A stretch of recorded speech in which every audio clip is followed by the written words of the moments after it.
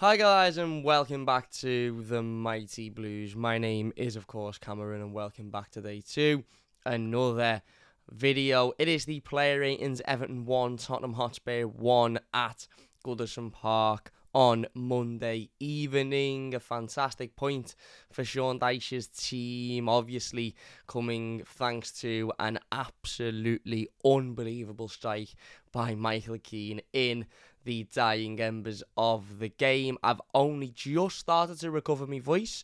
I wanted to do this video yesterday so we could do the live game review today, but last night my voice was still absolutely in bits. I ended up falling asleep after work. I just didn't feel very good whatsoever. I have what I'd like to call an Everton hangover. Sometimes after an Everton game the next day I just don't feel great whatsoever, which is a bit mad because I don't drink alcohol whatsoever on a match day, but I always seem to feel absolutely dreadful the day after. So unfortunately we couldn't do this one yesterday. We are going to do it today, and then we're going to do the live game review a little bit later on as well. But it is the play ratings, the show where we give every player a mark between 1 and 10. 1 obviously being absolutely horrendous and 10 being absolutely fantastic. So let's get straight into it. Jordan Pickford then in goal. I'm going to give Jordan a 7 out of 10. I think he had a decent, solid game of football.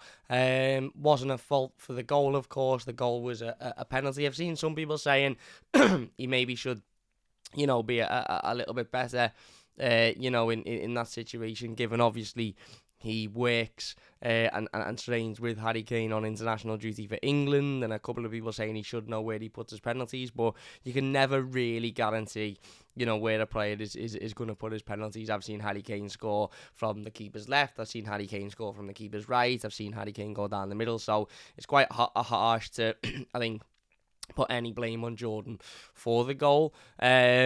Other than that, I don't think Jordan had an awful lot to do. There were a couple of saves that you would expect him to make that he made. There were a couple of, moments of distribution that maybe could have done a little bit better with.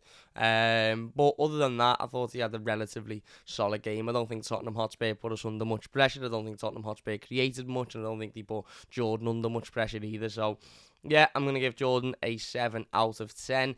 Seamus Coleman then at right back.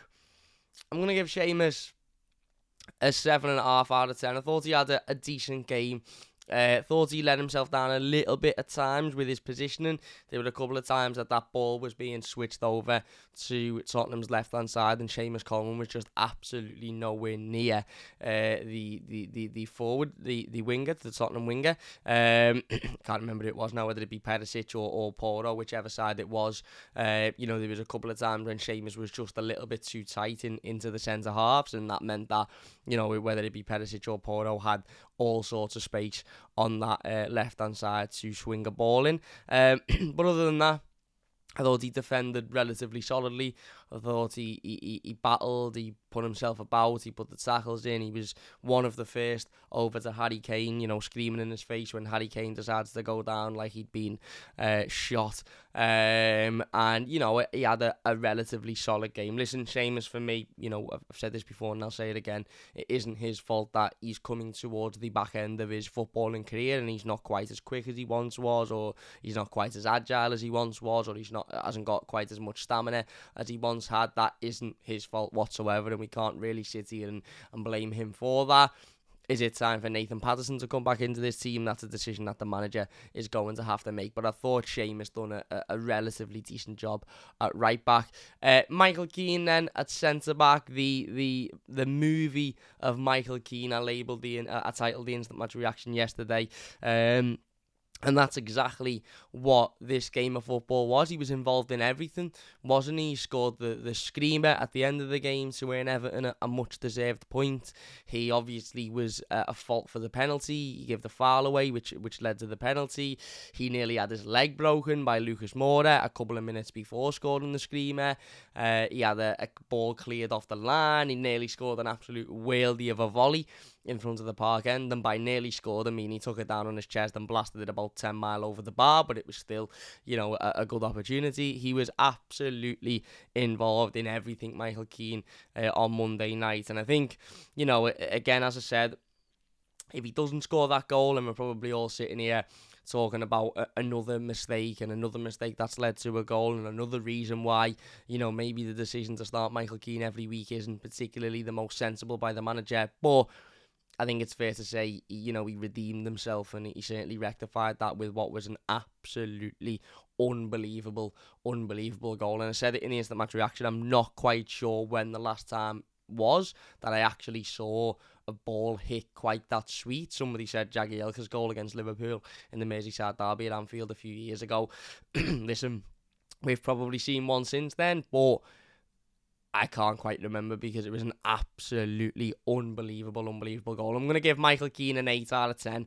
I think anything more would be maybe a little bit too generous, given obviously he was at fault for the penalty, but I thought generally, other than that, he had a good game. Not only the goal in itself, but the goal line clearance. I think his positioning for the majority of the game was good. He dealt relatively well with Harry Kane, to the point where Harry Kane needed to spit his dummy out and start whinging and crying and acting like an absolute fool, because that's what he is, and he's an embarrassment to football, an embarrassment to the England national team. He's an absolute embarrassment, Harry Kane. But that was all credit to Michael Keane because of his performance. So yeah, I'm going to give him an 8. James Tarkowski, I'm going to give him a... I'm going to give him an 8 as well, because although he didn't score an absolute rocket from 30 yards out, he once again was sort of an unsung hero in this game. His tackle, I think, on Oliver Skip in the first half is absolutely unbelievable. And various other points throughout the game, he made challenges, or he won headers, or he won, he put himself in the way of shots and blocks and etc. I just thought, pardon me, I just thought it was another really, really, really solid performance by James Tarkowski, and he's certainly been a constant this season. I'm not saying every single game he's played in he's been unbelievable, because he has had a couple of off performances and he has made a couple of mistakes, but for the majority of the season, his performances week in, week out have been really, really, really solid. And even when we've lost games, or even when we haven't played particularly well, he's been the constant in terms of his performances, and I thought he put in a really, really good showing again on Monday night. Ben Godfrey at left back, I'm going to give Ben a 7. I thought he was okay. I thought he'd done well. Again, similarly to Seamus Coleman, there were a couple of moments where I think he was dragged out of position a little bit too easily. I think he found himself too close to the centre-backs, therefore leaving far too much space for, again, Pedro Porro or Perisic, whoever it was at that time, to get a cross in or create an opportunity or move the ball into, a dangerous area. But that maybe is just the inexperience from Ben Godfrey playing in that position. But generally, I thought he was okay on the ball. I thought he was okay. Got the assist, of course, for Michael Keane's goal, which is brilliant for him. Strong in the tackle, strong in the air. Thought he generally had a decent game, and I thought he was okay there. Adissa Garner-Gay, I'm going to give Garner, I give him a 6.5. I thought he was active in the first half. I don't think he particularly did anything wrong, Garner. He certainly didn't make any individual mistakes. He certainly didn't do anything, that made me sort of sit here and say, oh my God, how's he managed that? But I also don't think he was particularly involved in the second half. I think the majority of the midfield were very quiet in that second half. I think for the first 20-25 minutes of the first half, everybody looked on it, everybody looked active, everybody looked full of stamina, full of energy, full of motivation. And then as the first half sort of went on, and certainly the beginning of the second half, I think people started to tire a little bit, and you started to see a little bit of fatigue in there. And I think this was the case with Garner as well. And as I said, I don't think he particularly did anything wrong. I don't think he was at fault for anything. I just don't think it was a massively influential game from him. And yeah, we've seen better. Abdoulaye Doucouré then. I'm gonna give Abs I'm going to give him a 5.5. Again, similarly to Garner, I thought for the opening 20-25 minutes, he was really involved. He was running around, he was moving the ball, he was battling, he was working hard. And even, after that, I thought he was the one player that was sort of constantly running around, constantly putting the challenge in, constantly winning the ball back, constantly moving the ball around, constantly trying to get in those areas to pick the ball up and move and play behind the striker. And I think he plays a really, really, really pivotal role, Abdoulaye Doucouré, when we have somebody like Damari Gray up front, because Damari Gray isn't a natural striker and he can't really hold the ball up particularly well, or he certainly didn't on Monday night. Abdoulaye Doucouré's role is that sort of split striker, that number 10, that player that plays just in front of the striker, if you like, is pivotal, and he's been really, really good at doing that recently, hence why he's gotten 4 goal involvements in the last 5 games or whatever it is. But, you know, look, he got suckered in, didn't he? And don't get me wrong, I think Harry Kane has absolutely embarrassed himself with his theatrics after the confrontation, but it's silly by Abdoulaye Doucouré. He should know, you know, certainly being an Everton player, he should know that the moment you raise your hand to an opposition, you're going to see a red card. I understand why he doesn't think that, because I can count, you know, in multiple occasions where opposition players have raised their hands to Everton players and nothing has happened. But you just know in this league, because of the blatant corruption and bias that runs through this league, if you are an Everton player and you raise your hand to an opposition player, you are going to get sent off. And I think it was silly from Abdoulaye Doucouré, and he should have been a little bit more aware of that and a little bit more aware of his actions. So, yeah. Next to him then, Amadou Onana. I'm going to give Amadou a 6 as well. I've seen his stats after the game, and they're actually really, really impressive. His passing stats and his movement stats and this, that and the other. I don't think he particularly had a great game, if I'm being honest, from what I watched from my seat in the stadium. I don't think he was awful. I don't think he was awful by any sense of the imagination.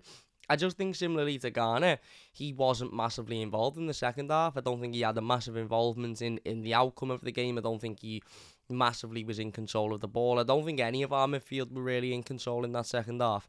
And especially when we went down to 10 men, it was always going to be difficult then, because we've got a man less and Tottenham go 1-0 up, and it's always going to be difficult to hold the ball and to try and get anything and any sort of, you know, control in that midfield. But I just don't think he had a great game, Onana. I just don't think he had a great game. I don't think he was massively involved. I don't think he particularly done a lot well. I don't think he done a lot wrong either, but I just don't think he done a lot well. He made a really good tackle, which obviously led to an opportunity for Ghana when he blasted it over the bar. But yeah, I just don't think he was massively involved. Like McNeil, I'm going to give him a 7. Thought he worked hard, thought he battled, thought he put a couple of really good balls into the box that were obviously met by nobody, because we have no forward at the moment. Again, quiet in the second half, I think that's fair to say. But generally, I thought he worked hard, battled, put himself about, and yeah, I think he deserves credit for that. Damari Gray, I'm going to give Damari a 4. I thought he was really, really, really poor. Work rate was there, effort was there, press was there, but in terms of his job and his role and what he was on the pitch to do as that lone striker, I thought he was really, really poor. I just don't think he had any sort of presence about him. His hold-up play wasn't particularly good. His movement wasn't particularly good. Yeah, I just think it was a poor display by Damari. Onto the bench there, Mykolenko. I'm going to give him a 6. I think he made 5 challenges in the game, which is more than anybody else did, and he was only on the pitch for 15 minutes. Did fall over his feet in the opening couple of minutes, but I'm not going to hold that too much against him. Yeah, he was alright when he come on. What I would say about Vitaly Mykolenko is he needs to spend more time at Finch Farm on shooting. On his shooting boots, because ultimately there were 2 or 3 chances where the ball was fizzed across and it fell to him on the edge of the box, and I think the entirety of Goodison Park knew that it wasn't, you know, nothing was going to come of it, whereas in previous years, if that had fallen to a Leighton Baines or, you know, even a Luca Dean, you're sort of thinking, have a go and this might be a goal, whereas it's not quite the same with Vitaly, so maybe a little bit of practice on his shooting skills, but yeah, he was alright. Tom Davies, 6, come on. Made a sliding challenge, which took out about 2 or 3 Tottenham players. Yeah, didn't really do much else. Happy days. James Garner, I'm going to give him a 6.5. I think he looked bright. I think he ran round a little bit. He sort of wanted to get on the ball. He looked like he wanted to be involved. He looked like he wanted to make an impact. And whilst he wasn't on for that long and he didn't have much involvement in the game, he certainly looked like he wanted to be involved. And hopefully we see more of him in the coming weeks. And maybe we will, because obviously of Abdoulaye Doucouré's suspension. And then Ellis Sims, I'm going to give Ellis a 6.5 as well, because I think you saw instantly when Ellis Sims come on that there was a difference between having a natural striker on the pitch. He held the ball up well. He was able to keep the ball at his feet. He was able to move the ball off. And yeah, I'm not saying he was unbelievable. I'm not saying he was amazing. He should start every week. But I just think you saw the difference between him being a natural striker and Demarai Gray not being a natural striker in the time that he was on the pitch. So there you go. They are the play ratings. If you have enjoyed them, please do leave a like. We will be back with the live game review a little bit later on, so don't forget to check that out. Check out the instant match reaction if you haven't already as well. Massive thank you all for watching, and we'll see you later.